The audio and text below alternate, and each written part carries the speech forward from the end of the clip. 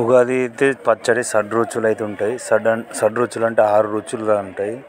6 రుచులు అయితే మా పిల్లల్ని చేయడానికి అయితే ట్రై చేసారు. పిల్లల్ని ఎట్లా చేసారు ఏం కథనో ఒకసారి చూద్దాం. పిల్లలు అయితే చేయడానికి అయితే వాళ్ళు చాలా ట్రై చేసారు. చూడండి చేస్తున్నారు వాళ్ళు. షడ్రుచులు ఉప్పు, కారం, వగరుకు సంబంధించినది, ఇది వేప పువ్వు, మామిడికాయ, కారపొడి, ఇట్లా షడ్రుచులు 6 రుచులు కలిగినది.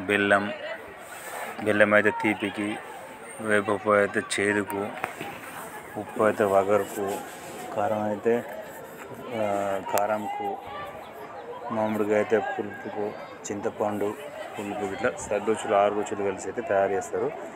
మా పిల్లలు తయారు చేసేది ఉగాది పచ్చడి సంబరంగా చేసుకున్నారు వీళ్ళు.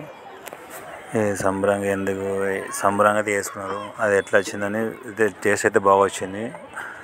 అందులో సంబంధించిన ఆయుర్వేదం అయితే ఉంటుంది. ఇందులో ఆయుర్వేదం స్పెషల్ ఉంటుంది. ఇందులో ఉగాది అంటేనే ఆయుర్వేదానికి పుట్టినిల్లు. ఉగాది అంటే యుగానికి మొదటి రోజు అని అర్థం వచ్చేలా ఉంటుంది. యుగాది అని ఎందుకు అట్లా నామకరణం చేశారో నాకైతే తెలియదు. నాకు తెలిసిన విషయం ఏంటంటే యుగాది అంటే యుగం అయితే ఈ ఉగాది నాడు ఆరంభమైంది అనే అర్థం వచ్చేలా ఉంది అని నేనైతే అనుకుంటున్నాను. అవునో కాదో మీరు కామెంట్ చేయండి. నాకైతే తెలియదు. తెలిసిన వాళ్ళైతే కామెంట్ చేయండి. తెలుసుకునే ప్రయత్నం అయితే చేస్తాను నేను.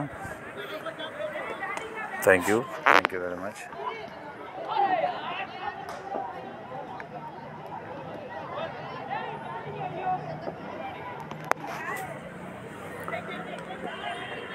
ఓకే, పచ్చడి అయితే తయారు చేస్తున్నారు. తయారైపోయింది, చేతులతో కలుపుతున్నారు. ఓకే, అందులో అన్నీ వేసేసిండు.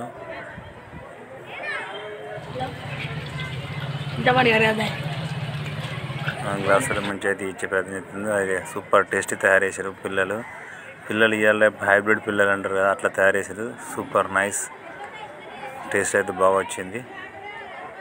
తయారైతే సూపర్ తయారు చేశారు.